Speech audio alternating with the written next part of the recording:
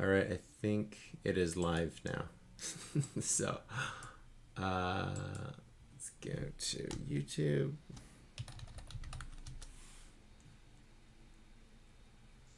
Just double check.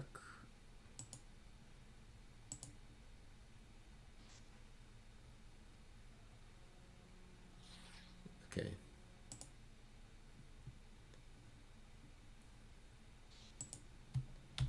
Gonna send this to you on the Discord here and see.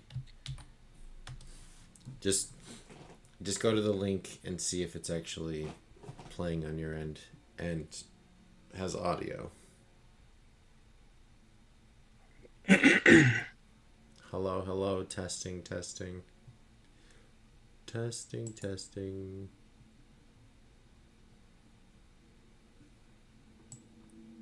Yeah, it looks like it's up. Okay.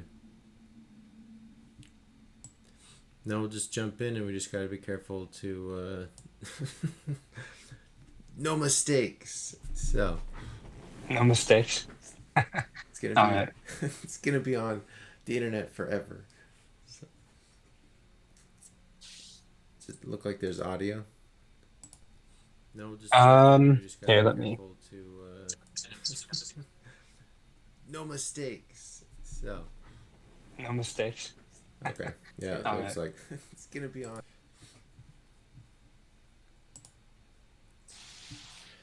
All right, okay, let's jump into my let's do this. All right. Do we want to look at the weight painting first, Sure. or okay? You don't open up yours, share your screen. Yeah.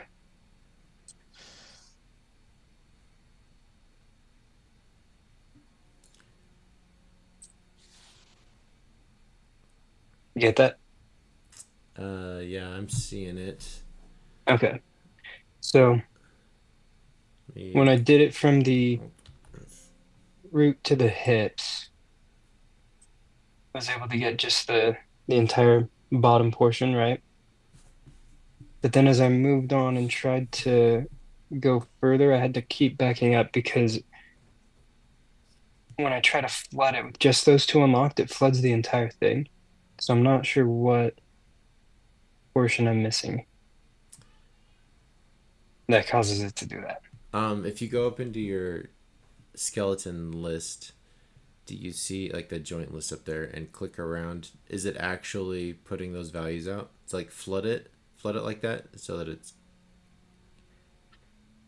going up all over the place. Now go click on like the head joint in the list. Oh, go back into weight painting.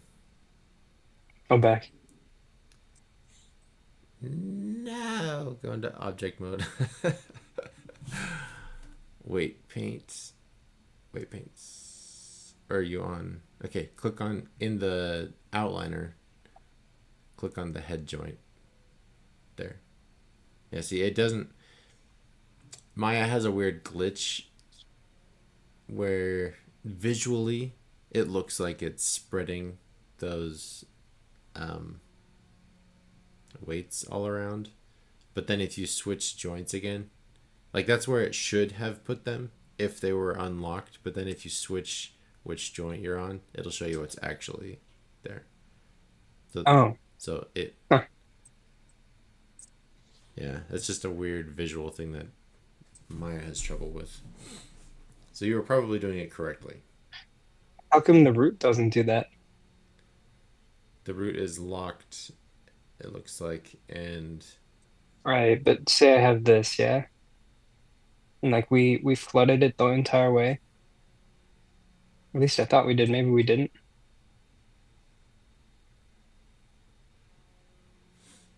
if you flood it the entire way, that means the root is going to have influence all the way up to the top.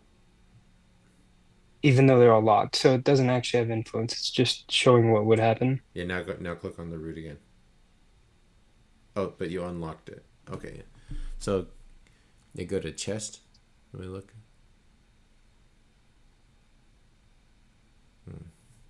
So It looks correct. So what was the question? I think I don't understand how this works at all anymore. I assumed that when you locked them, right, then the flood could only reach so high. And then by clicking through them, you could look and see where each portion was influenced. But Exactly. now, Yeah. If you lock it, you can still um values if you're selecting that joint, you can mhm, still values can still leave that joint, but no new values can come in. So if you, for example, if you go and click on, say, the lock the root, and now if you smooth it, those joints can be smoothed outward to unlocked mhm, joints. But if you go and smooth the hips, they're not going to go back into the root. It will, okay, it might look like it visually when you're smoothing it, but the actual influence isn't going to change. So, like, just the colors, this color ramp on the model is going to change until you switch joints, and then it's going to go back. So, okay. So when you did it, you had the two unlocked, right? yeah. And then you just flooded completely I, as you went up. so on the first one, on the root, I flooded the entire skeleton to the root. The like all the weight paints. And so then the hips, you unlock the hips and you select all of the vertices that you actually want the hips to influence. So anything that you just want the root to influence, you keep those vertices locked and don't select those. Hmm. And then you work your way up. Um, So you did it like this, right? You locked the root back down. You had just hips and chest, and then you just flooded all the way. And then you went to chest, locked hips, opened up head and maybe the shoulders. uh, I only did one side at a time because then you can mirror it. Okay. But So you opened up head and left shoulder. oh, we're already running out. um, yeah. So maybe let's try this. Hide, or that part up at the top of the Maya toolbar where you can make things unselectable, those blue boxes. Hmm. Just turn off the curves, that one, and the joints, and the plus sign next to the joints. That's IK handles, which we need to talk about because it's a basic thing in rigging. Maybe I'll show you a quick demo of that and then talk about how to set keys. And that'll be our lesson today. But for this, the recap on the painting. Now we won't accidentally grab the curves. So go into the vertice mode on your cactus and hit, yeah, you're, oh, you can still grab it. You shouldn't be able to grab the curve. Okay. I guess if your mouse is right on it. So click on the cactus and do vertice mode. And grab all of like just click, select, and grab all the vertices besides the bottom. And actually, it might be better, instead of trying to like describe everything as we go, if I just do the demo and you follow along. Would that be easier? Yeah. Yeah, we should probably do that. Because otherwise I'm like, no, click this, no, click this. Uh-huh. So let's try that. All right. Um, I'll open mine back up. Give me 1 second. Cactus.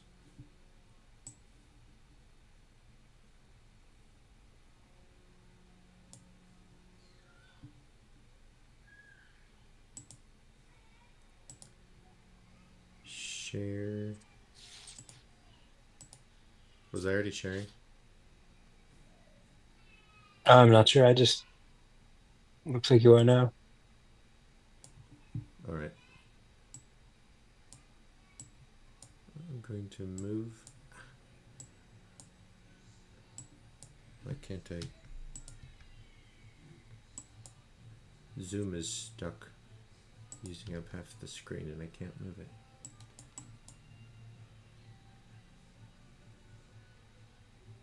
What?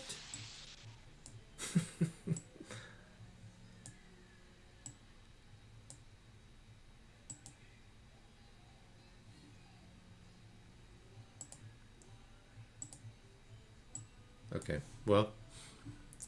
Oh, well, it looks like it's working on the stream part. So, okay, so here's Cactus. Let me see if this is the one that was rigged. Yeah. All right, sorry, Cactus. We're going to start over.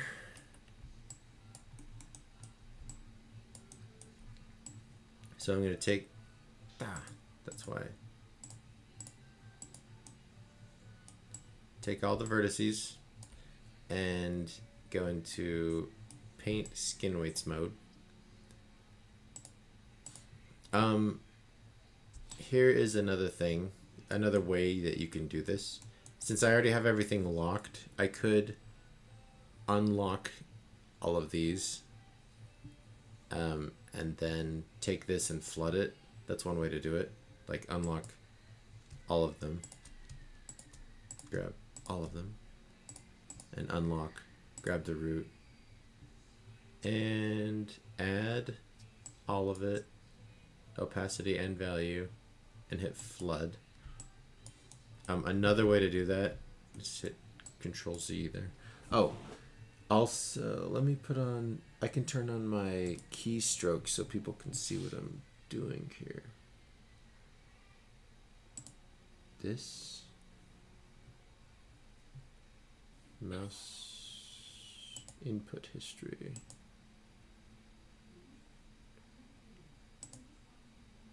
Aha. Turn off this mouse.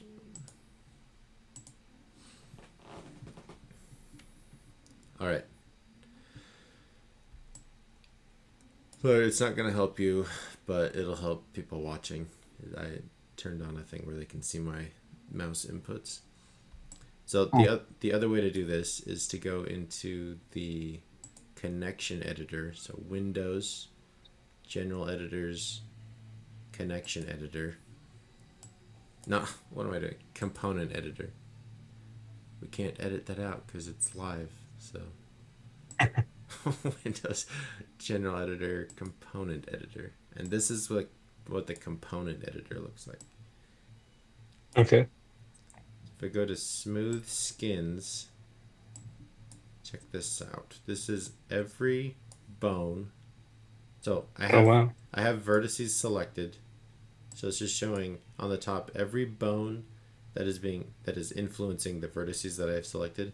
And here on this side, these are all the vertices and how much they're being influenced by each of those bones. And you can see at the end, the total is 1, right?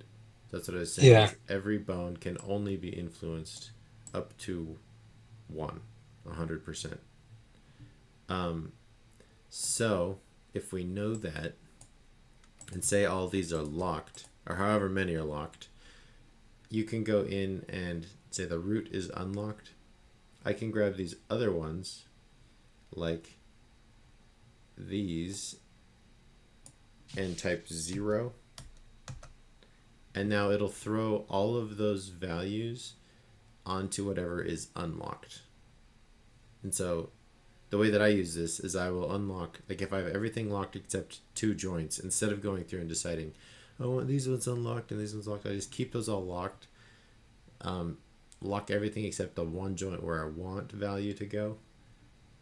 And like take those and just type in a 0. So if everything is locked, that's how I do it. If they're unlocked, then I'll flood it. So it's just the same way, different way of doing the same thing. So now if I have the root, all of the value is on the root. So does that make sense? So it's the same as flooding it, except I'm just pulling all the information from those other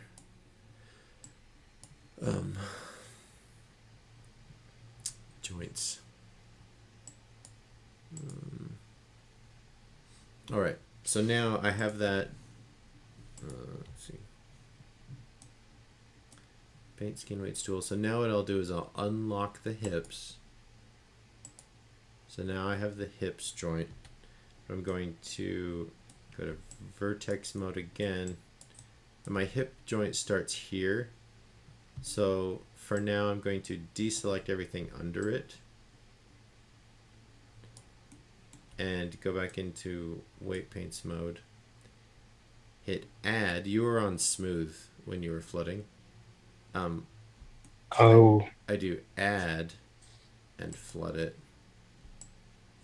If you do smooth, then it puts like a gradient on the influence going to both of the bones, which is that's what I do next. Is all so this is the middle of the influence that I want to smooth, and then like I only want the root to influence like up to here. I don't want the root to influence all the way up into the head. That makes sense. yeah, So yeah. I'm gonna just make sure none of the armpits or anything. I don't need that to be influenced. So just this middle area, and maybe I'll let the hips influence all the way down to here. So now that I have that part selected, these are the two that I have unlocked, and now I can smooth it. And it shouldn't throw the values up there, but sometimes it will. You can switch joints, and I think what smoothing is doing, I'm not 100% sure, but I think what it's doing is it's taking the joint that you have selected and trying to smooth out those values to the joints around them. So if you switch, do we just?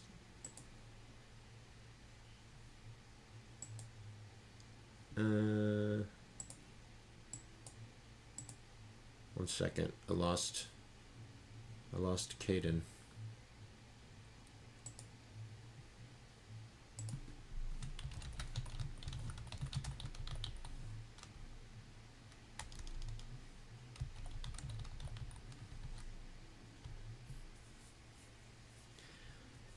I'm gonna get him back.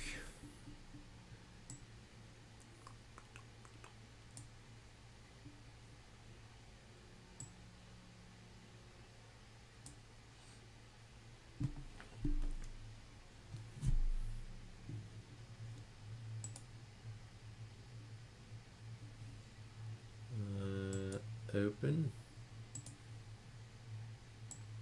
Hello.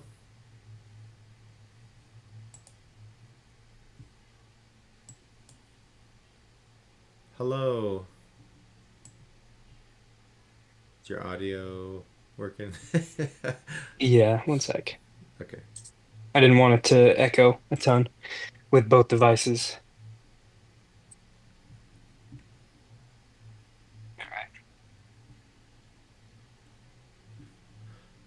All All right. So then I've smoothed out the area between those two joints. So you're going to be switching off right. Yeah. between Can you start sharing again? Yeah, I can. Let's see. Sharing is not turned on. There you go. Share this one. Okay. So, how's this looking? Okay. So the area between those two joints, just on the vertices that I selected, is where I hit the smooth part. And now we can go in to here and move the the joint and see if how it's doing. So it's kind of losing shape. See how like the bottom Yeah, it scrunches up. gets skinnier. So maybe I'll go in and add just a little bit more back to the base. So I'm just going to grab those bottom vertices, go to paint weights to the root, and I'll do add and just set this to like 0.01 or something. Oh, that's too much.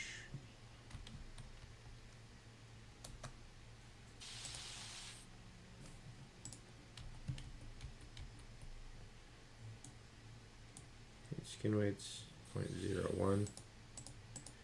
And then you can hit flood and it'll slowly bring it back. So maybe I'll do it a little bit with this loop.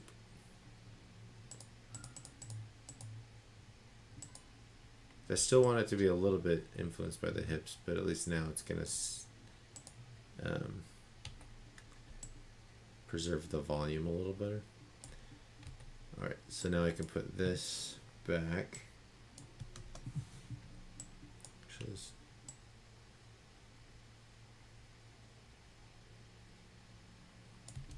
Alright, now we can go to the next joint. So this one, I'm going to grab everything above that chest line. And all of this is going to be affected by whatever I called this, the torso. So then I have to go into weight paint mode, set this back to add,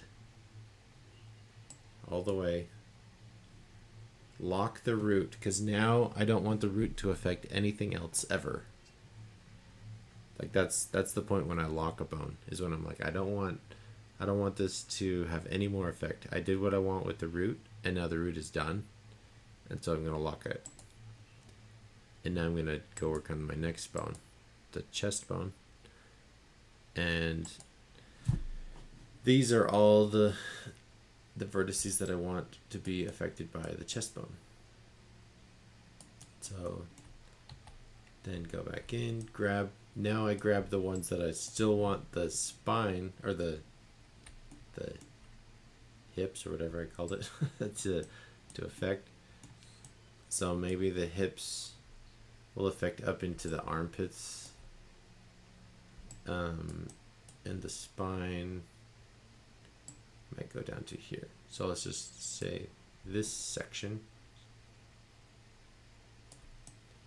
is what I want to be affected by both of these. Go back to smooth and smooth those a little. Let's see how that looks.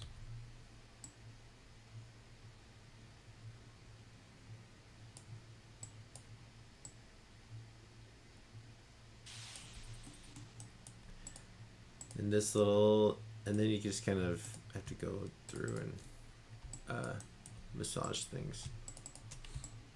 So like this, if we could, maybe we want the pointy hip, but maybe we want to soften that out again.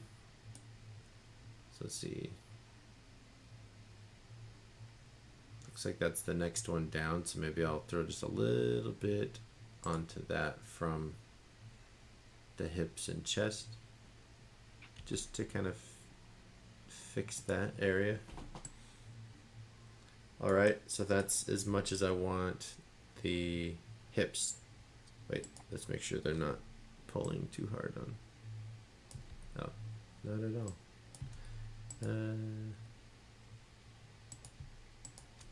Set this back. See how the armpits look. Okay, does that make sense? Yeah. So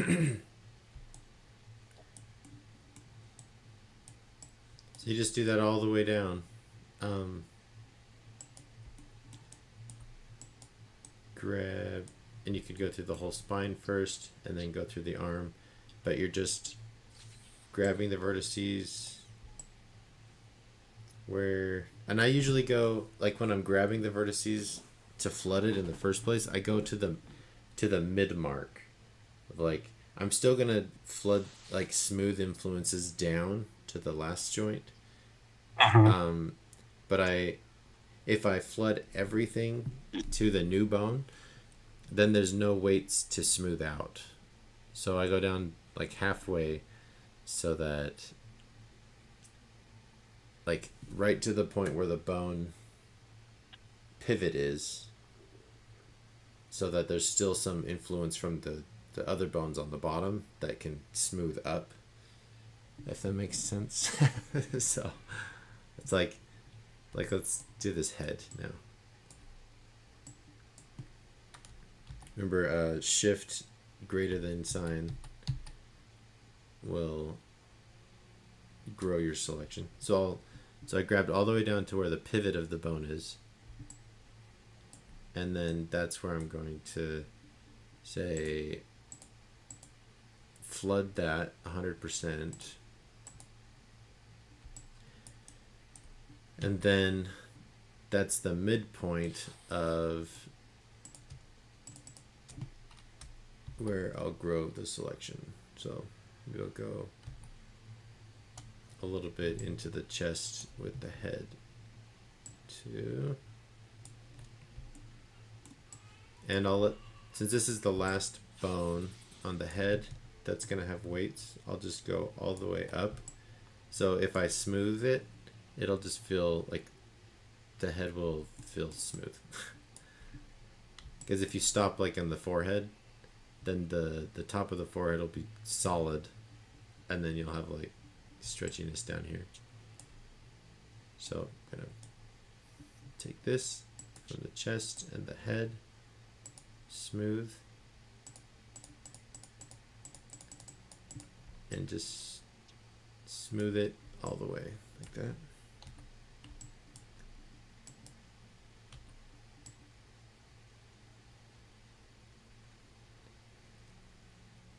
See, and normally, like these joints were very badly placed, and it works for this character because he's just a floppy cactus. But if, like, normally your character would have the chest joint would be like down here, because a character has a rib cage. And then the head joint, like I'd probably put a neck here above the shoulders, like at the shoulder line, and then have a head, right? Like, but this, we just have the head, so it's influencing the neck, and it's bulging out the other direction. I know a few people who were built like this. Yeah, it's probably like a CrossFitter. That just I went to a convention in Salt Lake, and there was a CrossFit convention happening at the same time, and so like walking around in the halls, half the people were like just massive. It's like I feel like I feel like I'm totally in the wrong place right now. Someday I'll be huge. Yeah. You just gotta animate some muscles on you. Yeah. All right, so let's jump. Oh, I guess I'm just gonna quickly skin this arm so we have something to animate, and then, like, I'm not gonna narrate the whole thing. I'll just kind of go through it, show you how to mirror it again, and then we'll talk about setting keys real fast. Oh, also I want to show you what IK means. So give me. Actually, if I don't save this, I can just open up my old file. Just, we don't have to do that. We'll just do this. Don't save. Oh, do you have it already painted? Yeah, from last time. Okay. All right. So let me show you what. You want to send that one over so that we can work on the exact same model for the next portion? Yeah. So that when I copy it doesn't have, I guess, small differences. Oh, so you have the skinned one? Yeah. Yes. Thanks. I'll send that in the resources cactus. Okay, 1 second. Disk.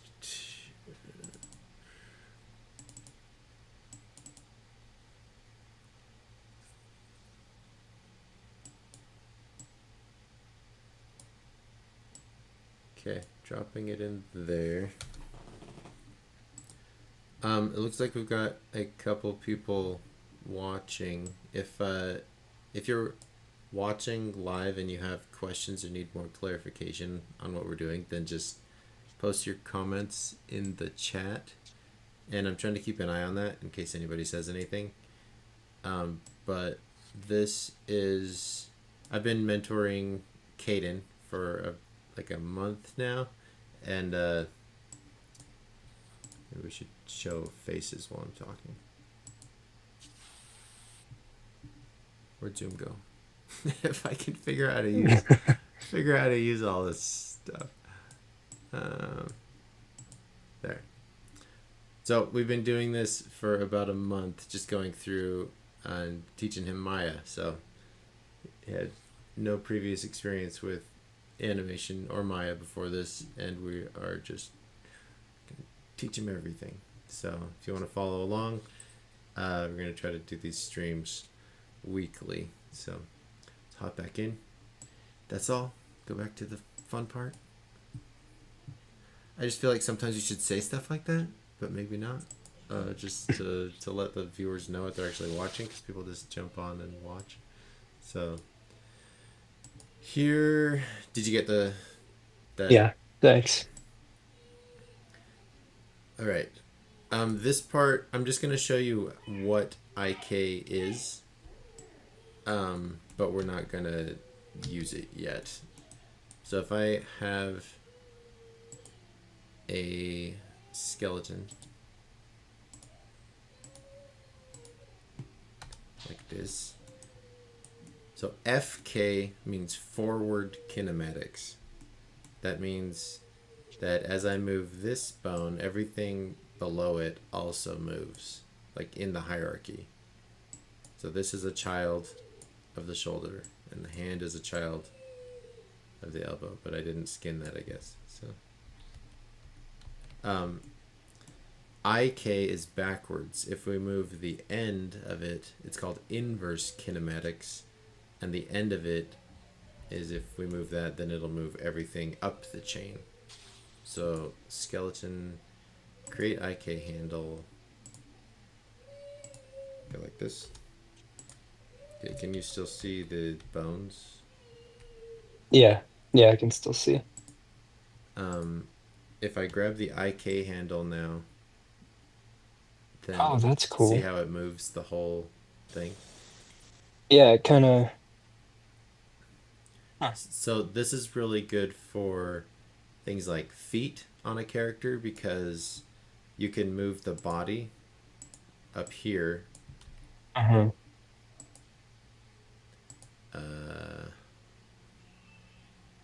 If it's, the problem is I have a, let's see.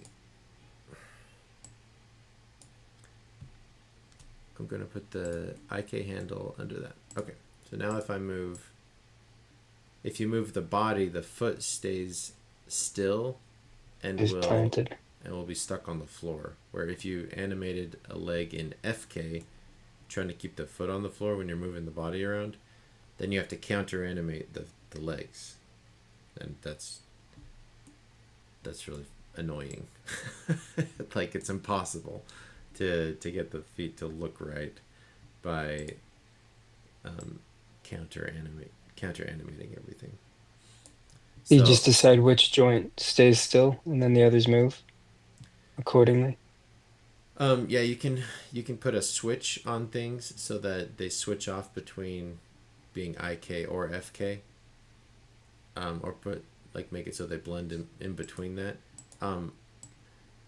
The next thing we're gonna rig is a bouncy ball, which doesn't have legs, and then we're gonna rig just a ball with legs, and so then we'll we'll get into this, but I just I like to just preview things so that at least it's in your head, and then later it'll feel a little bit more familiar when we actually use it. So this is IK, this stuff is FK. So I'm just going to delete that.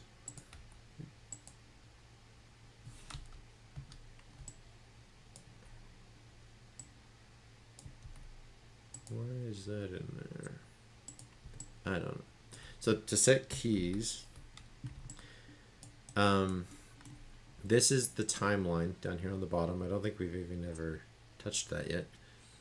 So this is the timeline, and we have it set to 24 frames per second. Do you see that down here in the bottom? Okay. You should just leave that there.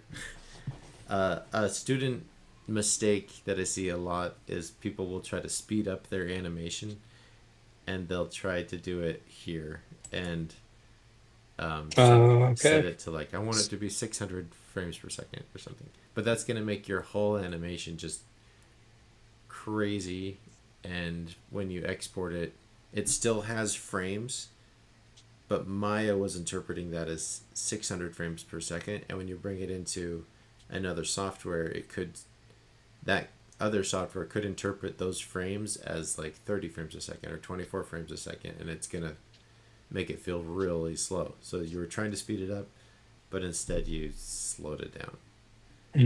Okay. So just to be safe, animation is always almost always 24 frames per second. The only reason there's two reasons why it might not be.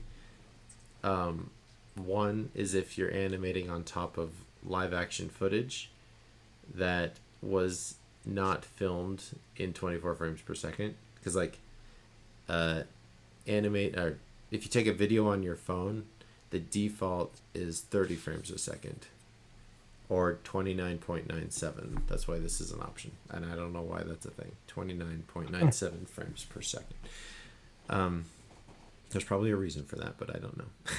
The other thing is in game engines, sometimes games will be like 60 frames per second, so that might be like, you can still usually animate at 24 frames per second, and then that other software will just smooth things out between the frames.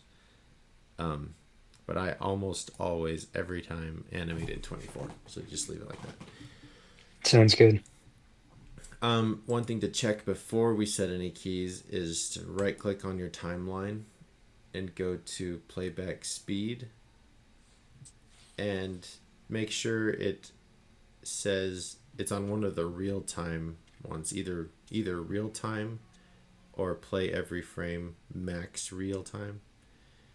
If you have it set to play every frame free, that will be like when you hit play on your animation in Maya, the viewport will be going as fast as your computer is. So if you have a really beefy computer, then it'll just like fly through it as fast as it can show you frames. And if you have a slow computer, then doing the same thing, but it'll just look slower. So set it to one of the real-time options, and then it should do it. Like, the fastest it will go is real time.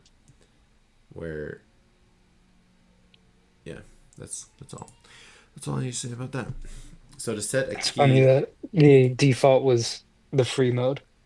yeah, like, and after you set keys, like after we do this a little bit, switch it back so you can see what that does. Yeah. But See what happens. yeah, but I like, yeah, I don't know why that's the default, because computers now are pretty fast. Back when Maya was first created, it was probably helpful to just for people to see things as fast as it could happen because their computers were slow, and calculating didn't happen as fast. So all right, I'm gonna go up here, make it so I can't select anything besides curves.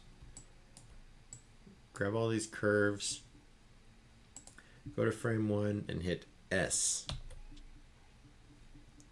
You see that little red tick mark it made on the timeline? Yeah.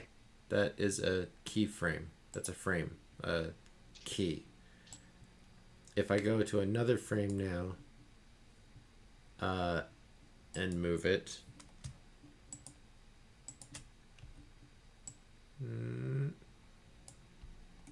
oh, oh wow,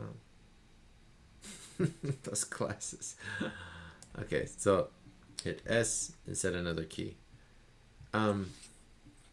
Now all those frames in the middle are just interpolating between those two keys. You see that? So Those look like they're actually painted differently. oh, it It's shouldn't odd. be. Did I download the wrong file? Hold on. The Cactus Rig S.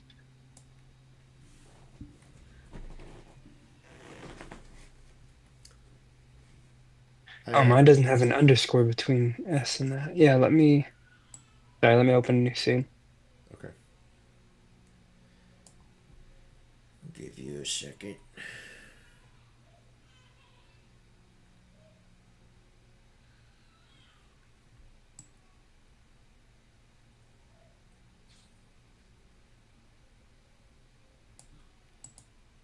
Looks like this one I didn't skin the head either. I'll do that while I'm waiting for you. Okay. There we go. Oh yeah. So S is the, like, it saves the frame. S sets a key on everything. So like everything that you have selected, every attribute of the objects that you have selected. So I'll show you that in 1 second. I'm just going to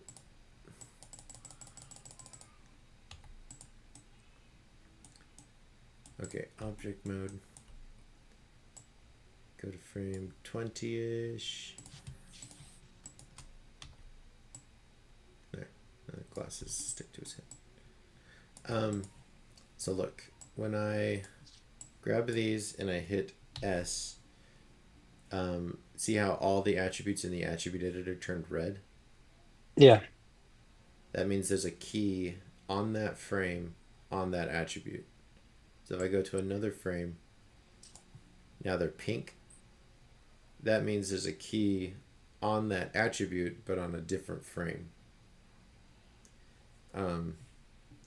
So if you have auto key turned on, which is this button right here, this plus sign with the arrows going around it, which I have turned on. If you click on it, it'll turn red. What auto key does is if I am on a frame with and I grab something that's pink, so like say I grab these 3 again and I rotate them this way,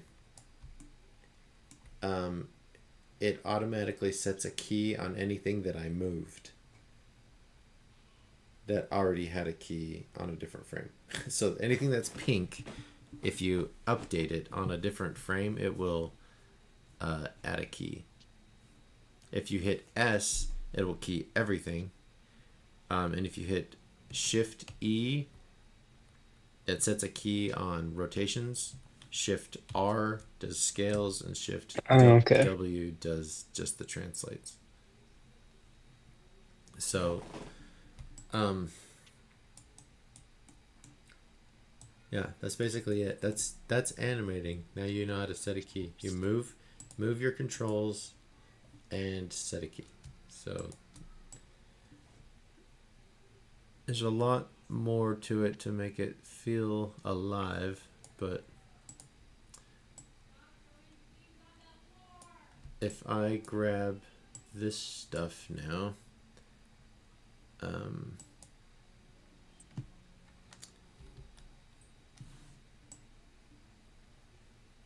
okay, let's start over. I don't know what I did. To delete keys, you right click on the timeline and say delete. I made a hotkey for myself that deletes keys, because I do that all the time. But okay, I'm going to show you one animation principle thing that will make this dancing cactus really fun. It's called the blade of grass principle, or successive breaking of joints. So we're on frame 1. On frame 11, I'm going to rotate him this way. Frame 21, rotate him this way. And I'm going to slowly come back up. So he's getting closer and closer to being settled. And then here I'm just going to have him up. So he's settling into place. So the successive breaking of joints is if I offset him, so I'm going to unselect the bottom and take all of these keys and move them like 2 frames. And then I'm going to unselect these ones and move everything 2 frames. Did I only have 3 things selected? If I unselect that. Okay.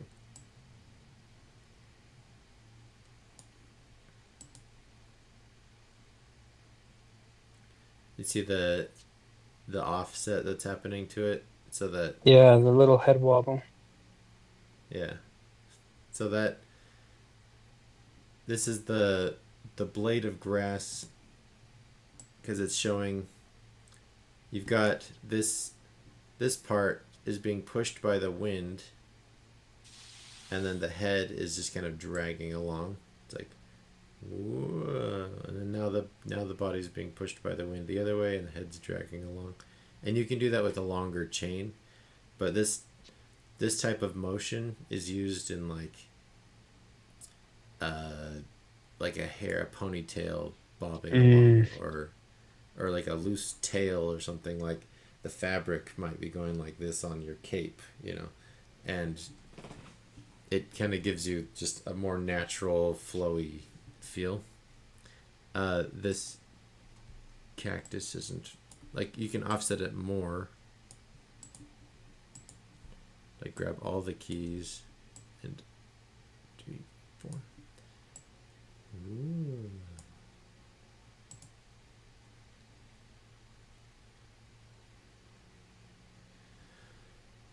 But yeah, so that's the dancing cactus. So we could do a little bit of offsetting, like offset stuff on his hands too. Maybe grab all of these, set a key. So as he's coming this way, his arms should be going that way, right? Mm-hmm. Ooh. And then as he's coming back, his arms. Ooh.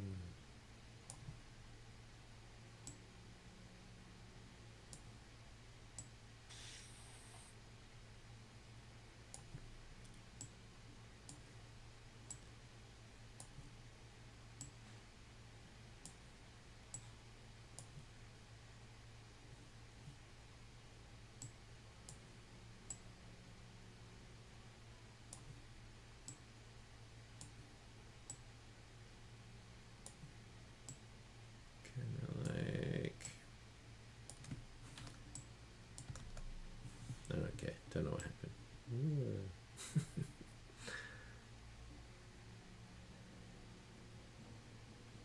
This way, this way, this way.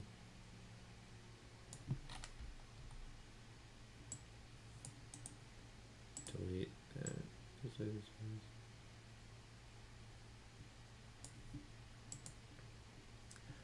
All right. That's pretty cool. I like how I like how you can like make the animation.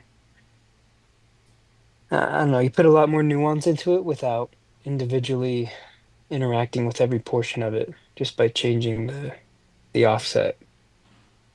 Yeah, that's it's a really quick way. Like it's a quick way to make it seem like there's more going on. I guess. Yeah, yeah. Yeah. So like we could then, oops, what did I just do? Then take these elbows and offset them 1 or 2 frames.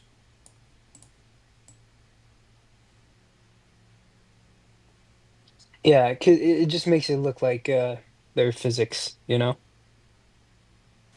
Yeah. So now the elbow is dragging too. And I don't know why it slowly gets more and more spread out. Um, but so that's setting keys, and then you can go into the graph editor. Last thing, this is the last thing that we'll talk about. Windows, animation editors, graph editor. And let me grab like these spine joints. This is the graph editor. Have we seen this yet? Have you seen this? No? So this is one of the things in Maya that people tend to find a little bit overwhelming if at first. It's just like looking at it, this is all the curves from the whole animation um, all on the screen at the same time. So this is everything that's happening with those curves that I have selected. But you have what we're looking at here is blue is Z. So this, you know that this is either the blue translates, I mean Z rotations, Oh, translates, or scales. And we okay. and we know that this is rotation because that's all we did was rotate. So these are the 3 offsetted um, rotations. So like one thing we could do in here is take like this one. I'm hitting R to scale and dragging. Like we could make each joint scale a little bit, like be a little smaller in what they're doing or something. You could even take them make the tangents weighted. Okay, before I would do that, these these are called splines and these are called tangents. Okay. So if you are on the move tool, hit W, you can rotate those and change the curve. So this on the top is the timeline, and on the side it's the values, like how much it's actually rotated. Does that make sense? So Hmm. then this graph is just showing like in time what the value is of that attribute on the side. So you can change the interpolation between them. There's a couple animation principles. Do you quick history lesson? Disney had these 9 guys that worked for him that were middle aged, and I think a lot of them were older than him, and he called them the 9 old men. And then they ended up uh, working at Disney for forever together, and they became the 9 old men, you know. But like, so like at first he just called them that, but then that became like what that everybody just knew them as, these 9 old men. And they came up with the principles of animation. Like before them, any animations that had been done were like people just guessing. You know, they're just like, we're just gonna move it, draw it Yeah. here, and see if it looks right. and they came up with 12 rules or guidelines that they call the 12 principles of animation that um, they always followed, and that became like what the Disney style basically was using all these principles. So a couple of them are timing and spacing. So paying attention to timing is when things happen. So like this to this is like my timing was every 10 frames it's going to hit the next extreme of the swing back and forth, excuse me. The spacing is what happens in between it. And in 3D animation, the spacing, a lot of the spacing is done in the graph editor because we can change. And I'll show you this. I go to weighted tangents, and I can make this bigger. Right. Okay. So if I grab all of these,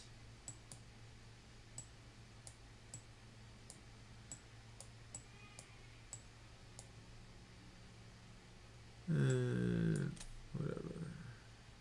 Well, I only want to see the rotate Z.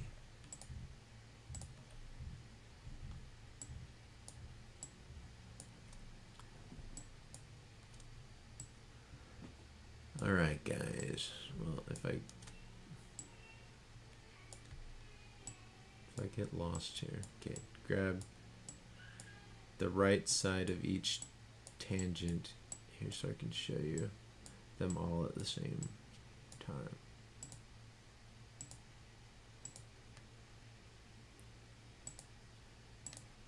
All right, so if I make them bigger, and I'm holding down shift and clicking and dragging with my middle mouse button, this will make it happen fast. So like it's slow, now it's slower to come out of that value and going fast and then slowing into this. And that's another one of the animation principles is slow ins and slow outs. Or you go like this, and now it's gonna quickly hit each point, and this is called a fast out and a fast in because there's no gradual change here. And so if I go like this, they're gonna go faster in the middle, but like there's gonna be some like delay time, and it's like it looks really choppy because like it's not like it's only giving us like one frame to transition between that shape. So now watch if I do this. Like still everything is just kind of like bouncing out of the pose. So generally, oops. Oh, I lost him again.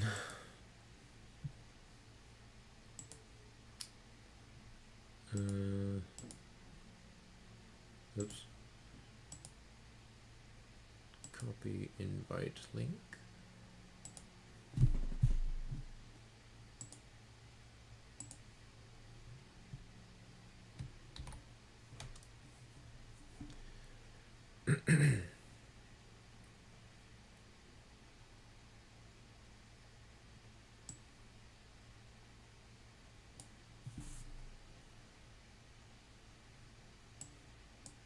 There you are. There we go. All right. So, yeah, we're about done. I just want to show you a couple buttons on the graph editor. And you're not seeing it, huh? No, not yet.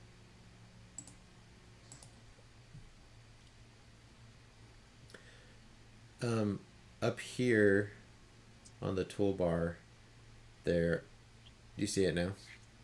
Yeah. Okay. These buttons up here will change what the tangent is doing. So if I want, like if I grab all of these and hit flat, it will flatten them and make them horizontal. If I do, what's this called, linear, then it will point, it breaks them and points them straight to the other point. Or you can do these ones that do like smooths them out a little bit. The clamp one, what it does is it smooths it out unless it feels like it should be flat, and then it flattens it. It's like this is smoothed. The clamp one, for some reason, decided that these ones should be flat, and so it flattened them. I like to have more control and just decide. I almost always use flat tangents on the tops and bottoms of curves, because I like to know exactly where the extreme is in the pose. Because if it's like this, then you don't actually have a key at the extreme. The extreme is down here. Mm-hmm. And so if you set it up, if you only have one side flat, then it does that. You can break the tangents to break so that you can move them separately. Oh, cool. If you really want to. And sometimes I'll do that because I only want one side. Like say the tangent is flat, and I'll break it so that I can make this side like really ease in and then have a faster out. So, or have it go like really fast. You know, so like you can do that. Plateau, or what's this called? Stepped. If you do this, people put their animation in stepped mode so that it stays constant and then suddenly it goes to the next pose. I'll show you that. So that they can learn where their keyframes are, I guess. Yeah, so they'll like this is all broken up and offset, but if I take all these,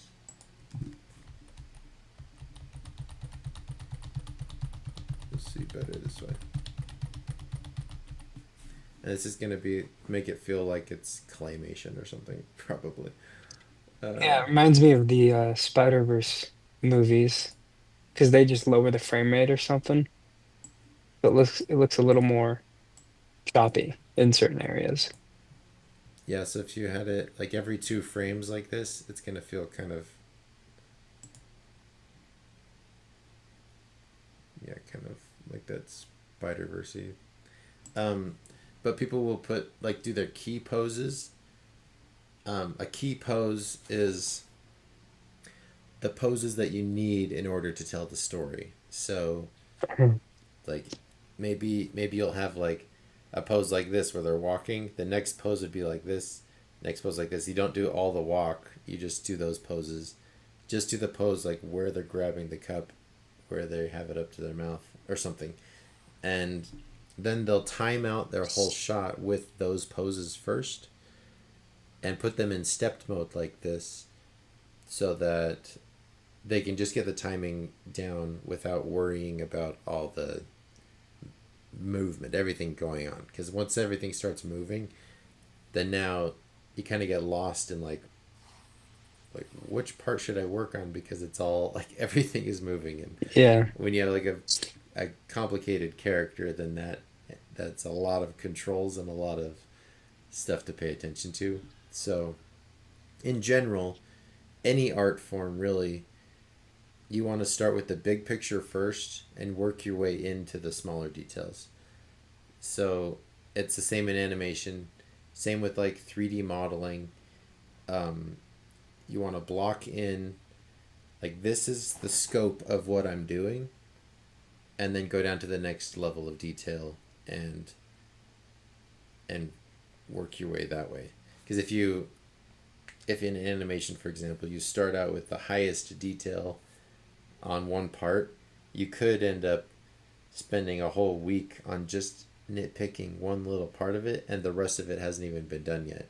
So at least if you start with the big Mm, picture first and work your way down in detail, the whole shot will get done at the same level of detail, right? yeah, And that makes sense. and you have a more cohesive or comprehensive idea of what the shot is because you've figured it out each time at each level. You're figuring it out as you're going down. Like with 3D modeling, you block out like this is the main shapes that I'm going to turn into my model, and then you go down a level, like subdivide it to give you more stuff to work with, and then um, refine the detail. Then you give it more polygons, refine the detail so that it um, just the whole model feels uh, the same. I don't know. Like so that one part of the model doesn't feel like way high detail, and the other parts feel like you skimped out on it or something. Um,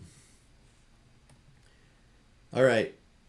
Well, that I think that's everything we should cover today, and just call it.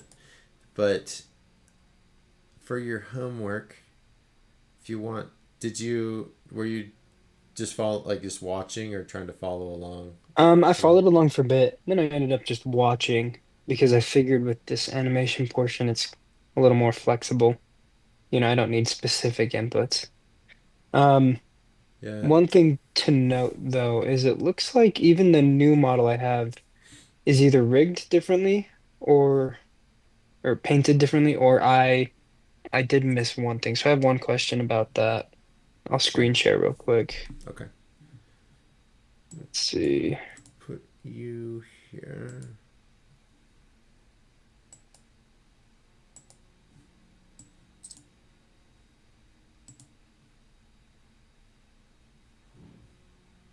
I'll allow it. This one time. This one time. All right. So I've got my model, right? Okay. And if I want to do, let's see. Oh yeah, so frame run, frame one. Oh, it didn't say. Oh, I gotta. And then on, oh, looks like so here. So if I want to take frame 11, right? And I just want to move this top portion. When I try to do that, I'm accessing it differently than you were. Looked like you were accessing it from down here, but you still had the whole thing swaying, right? I grabbed the three controls in the middle, so like the hip, spine, and Oh, head. okay, okay. You just went like that. Yeah. All right. And when you were downloading the cactus rig that I sent you, I went in and skinned the head so that the glasses looked like they were Oh, so the skinned. glasses didn't fall off? Yeah, so the hands on this and the head haven't been skinned yet. Okay, okay. Um, Cool. so you could take this like where it is now, and wow,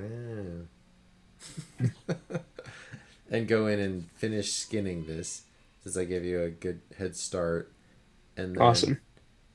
um, and then your assignment would be to make a Make a cool animation. cool dancing cactus animation, and I wonder if then I could pull off the disco. make it look like one of those balloon guys at a car dealership. Oh, yeah. Yeah. So, yeah. I think I'm going to go through. I mean, the last sessions that we did, a couple of them, I forgot to have my audio on. But at least now, the plus sides of streaming will be we can double check all the audio stuff and Hmm. and then it will be recorded and online, so that if you wanted to go back, I don't have to remember to upload it. You'll just have access to it and can go and rewatch parts if you need to. And it will So, incentivize me to get a real setup so that I'm not just sitting at the counter or laying in bed. yeah, it'll incentivize us to get dressed in the morning. Yeah, yeah. If we show, and I should try to show us on camera sometimes so people feel like they are here with us, you know? That's right. So, All of our friends. We okay, got to get that parasocial relationship going so that they keep coming back. They don't care about animation. They just want to talk to Spencer. just need friends. Need animators need friends. It's a lonely, lonely thing to be remote. So, that somebody just hopped on. Oh yeah, I Uh, haven't been checking that. Go check it out. I haven't seen any comments or chat, so just assume nobody's had any questions. How Um, long is the delay? Like it's 30 like seconds? I think it's like 10. Is it more than that? Maybe it's only 10. Here, I don't know. if I wave, one Mississippi, two Mississippi, three Mississippi, four Mississippi, five Mississippi, six Mississippi, seven Mississippi, eight Mississippi, nine Mississippi, 10. I lost them. Whoever those were, they just left. Yeah. It's like 15 seconds. Yeah. Okay. There's probably a way to fix that. I might look into that to see if I can make it more happen more live. But okay, I'm gonna end the stream now. So if people hop on and they're just not seeing us jabber. All right. Sounds good. So the Zoom will still be going, but the stream will stop. So see you guys. We'll try to do this weekly. So if anybody watches to this point, we're gonna try this every Friday. So see ya. See ya. Stop.